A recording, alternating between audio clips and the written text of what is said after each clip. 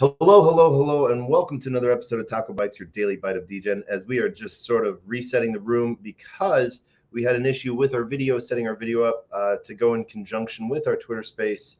And so we have this coming up live now. I just want to thank everyone for their patience.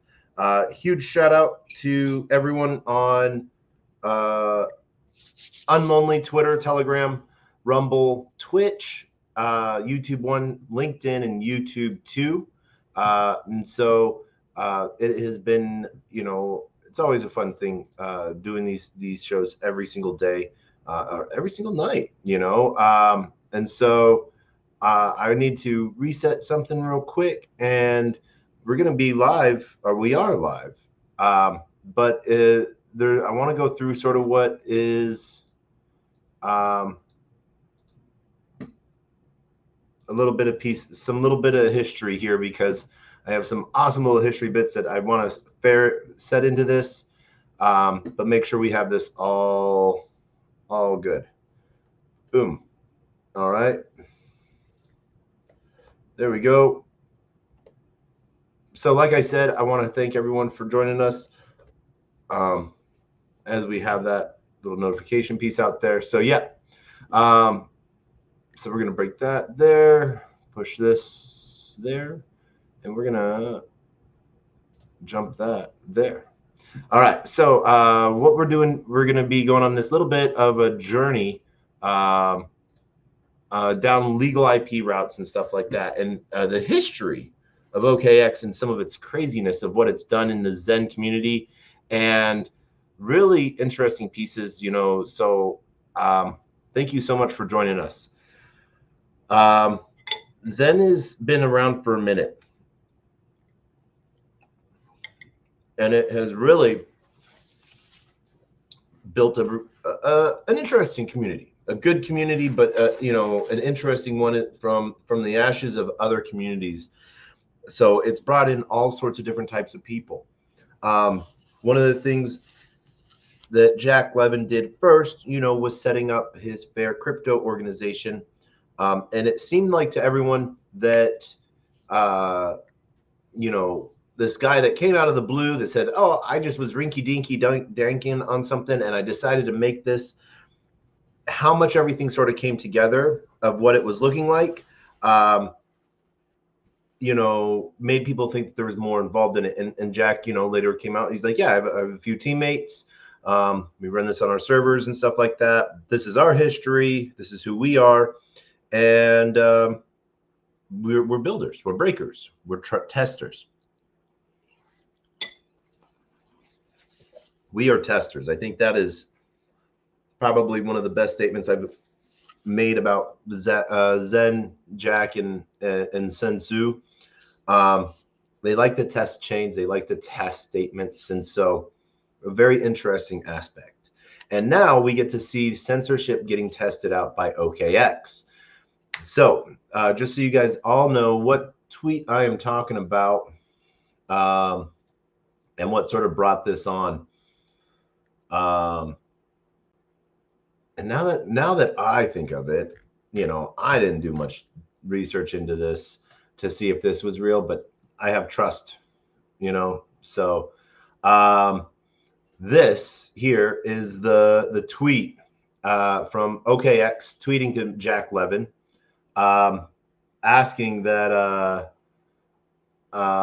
please ask your community to stop posting the derogatory post first, then you and I discuss, then I'll join a group, PLS, not Pulse Chain, but please. Jack responded back, that's not possible. And the funny piece in that is that a Chinese chain is asking for a decentralized protocol to censor. This sort of has me in that uptight piece. So I sort of find it sort of hilarious. Oh my gosh, we have a Discord server now. Damn it. I hate Discord so much. Fuck. God damn it. And I can't even join it. That's the funny thing. Can't even join it. So even if I would have joined it, but I can't even join it. So that's sort of like the Grr. That's a grr. Really, that's just a grr. Grr. And so brand infringement. If X gets enough requests, they'll take it down. Let's see here. Zen Crypto Official. Zen Network. Okay. Before your rebranding. Yeah. So that is totally true.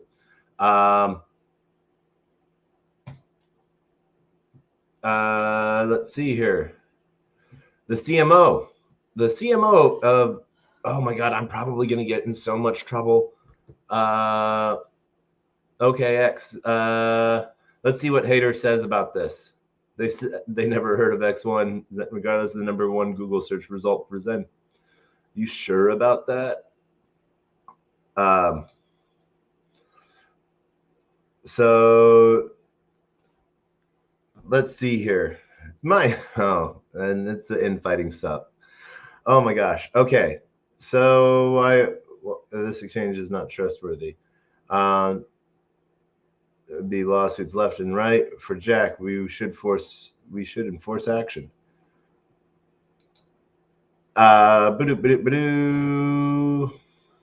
Yeah.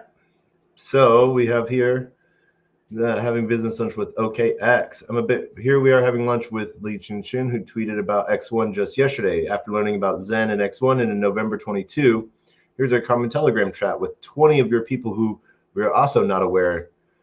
So the idea we stole something is ridiculous. X1 is also the name of a debit card company acquired by Robinhood this year. First time I even heard of Zen is after seeing your tweet. 3 people of the company decided on this name, and none of us are aware of your project.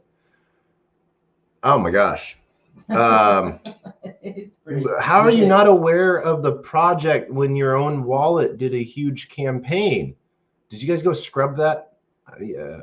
Oh my gosh, that's sort of hilarious. So yeah, Jack sort of posted out them having lunch. Ratio though, people. I don't know what to say. Yeah, so let's repost that. Let's quote.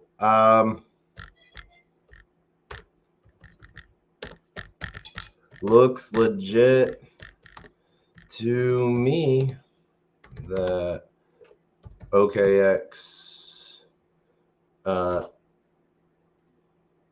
and Hater. Your name is Hater. What the fuck? What? I can't make this shit up. Is the world weird or what? Oh my God, like your name is like Larry Fink and you look like a mouse person. I just can't, you like Mr. Burns diabolical stuff here. Hater, quit hating. Looks legitimate. New. Oh, and what about the huge, let's see, OKX wallet.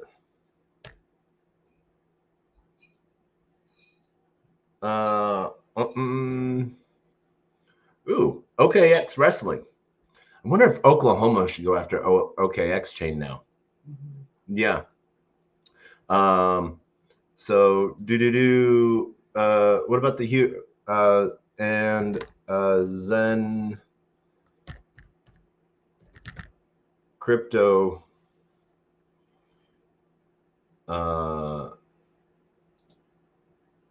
push earlier this year? New about Zen and X1. Oh.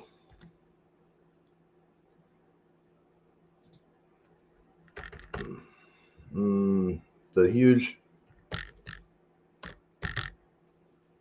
earlier this year. Yeah. So yeah, some crazy funny stuff. Jack is being like that. He's pulling out the dance moves. This is oh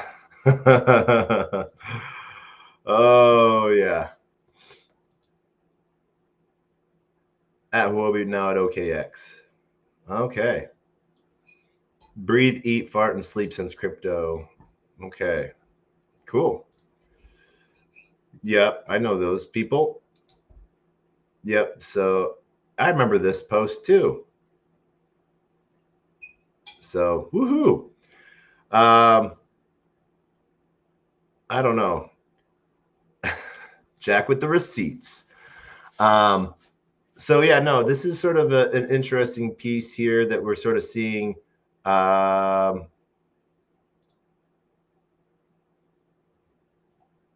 just sort of finding this censorship at its core just really gets to me. And so you take, and I don't know if this is a cultural thing to where appropriation is a form of flattery. That the bigger guy can just, take it and say, yeah, this is, this is mine now. I know the United States has done that a lot. Everyone's done that at one point or another. But the fact that we have a decentralized DeFi chain trying to censor other people, censor a community that has been around for, I remember the first time I was brought into a Zen chat, there was not even like 200 people in the chat, Telegram group.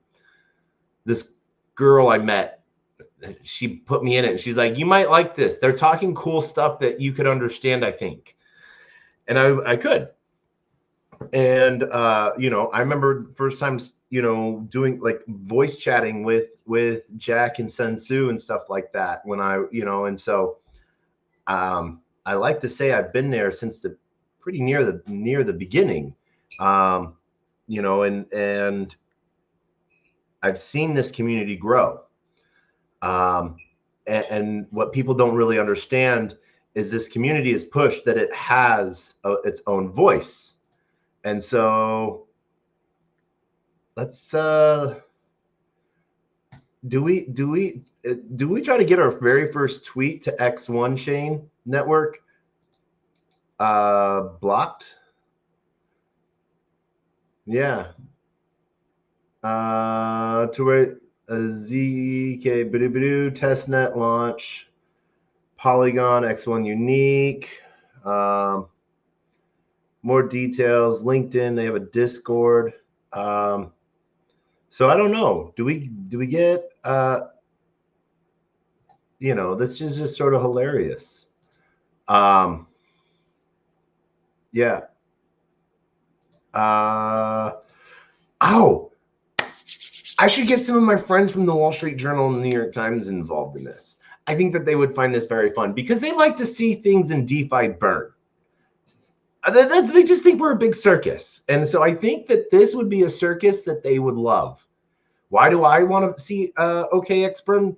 One of the things I spent 5 weeks doing was sitting at the SBF trial, sitting in the courtroom and going through everything because I was covering the trial.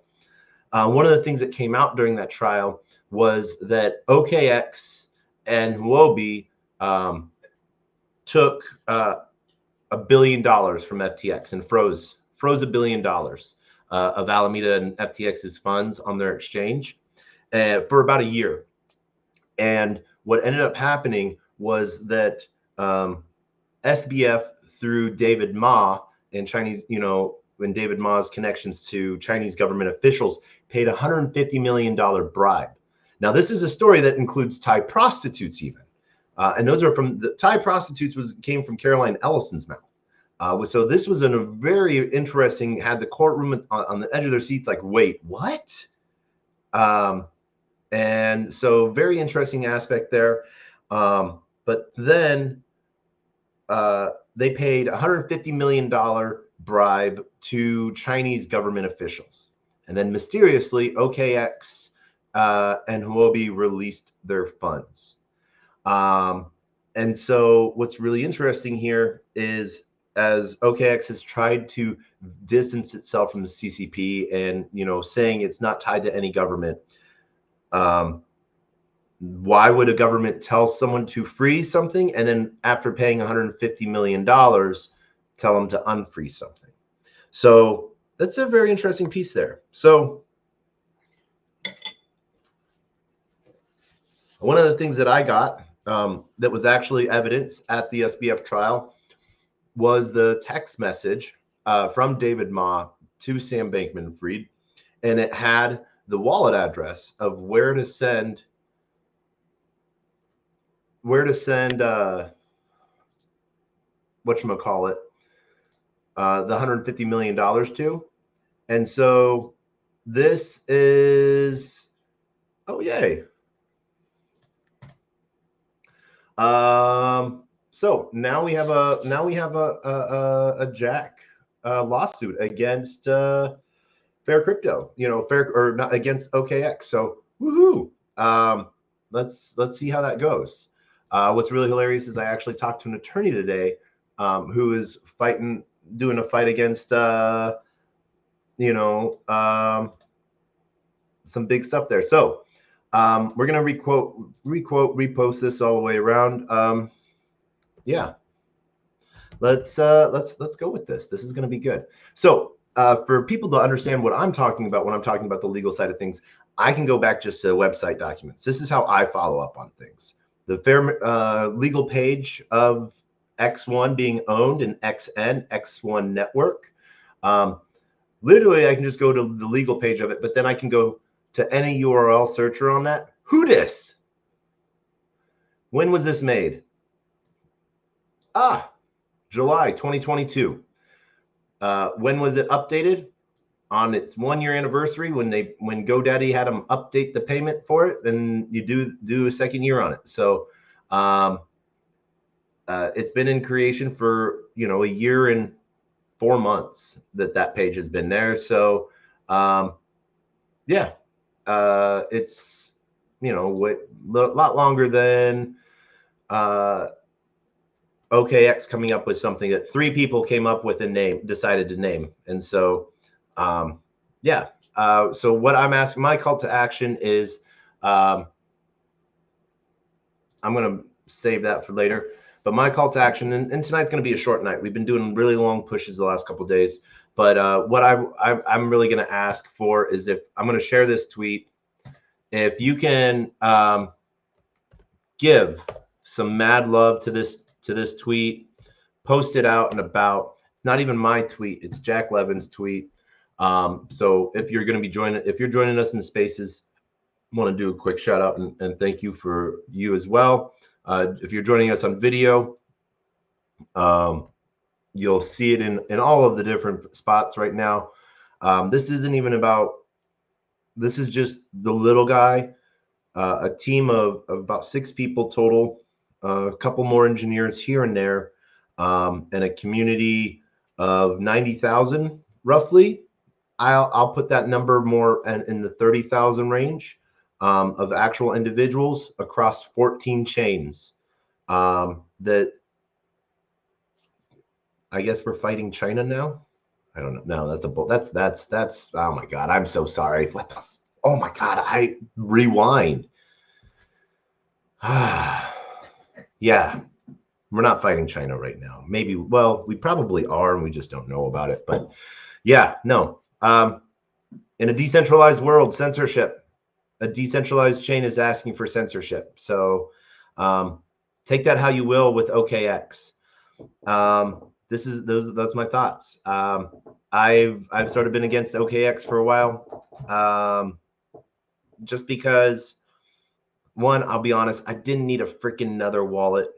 I have 130 plus apps, Web3 apps on my phone that are all different wallets. And I just downloaded another one today. So what I want is for people to be safe, be smart, and,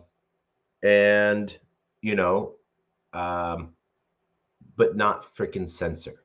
Don't censor people. That's what Web3 stands for, ownership, first principles, being censorship resistant, immutable, so those are my thoughts. We'll see how this goes and how this turns out. And let's see here. I want to give Slam. Yeah. Slam legal.